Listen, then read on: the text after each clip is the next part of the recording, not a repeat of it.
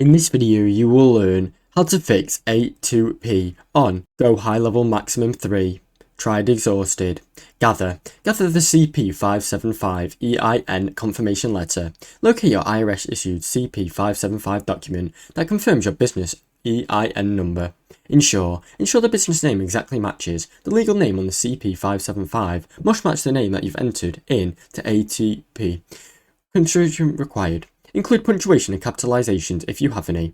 Upload the CP575 document to your GoHighLevel support. Submit a copy of a screenshot of the document to your GoHighLevel support team. Request an identity status appeal if you need to. If the EIN had been verified through TCR, ask your support to file a $10 identification status appeal. Provide your location ID to support. Include your location ID and error message in support tickets so you can ensure that this is going to be escalated properly.